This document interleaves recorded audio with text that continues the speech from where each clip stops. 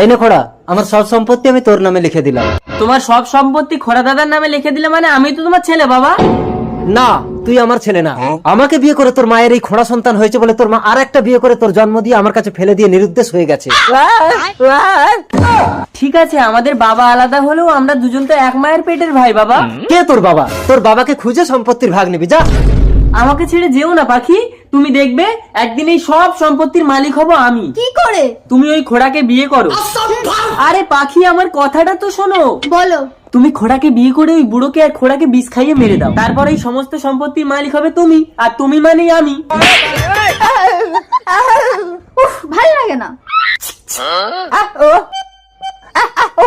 বৌমা কোথায় গেল খোড়া?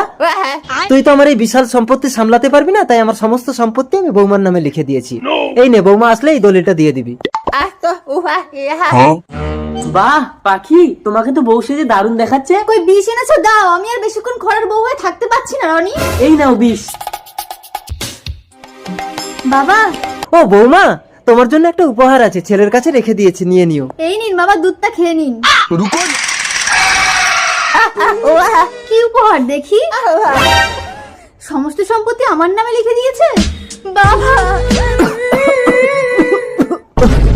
বাবা, বাবা, বৌমা, তুমি আমার ঘোড়া ছেলেটাকে বাবা।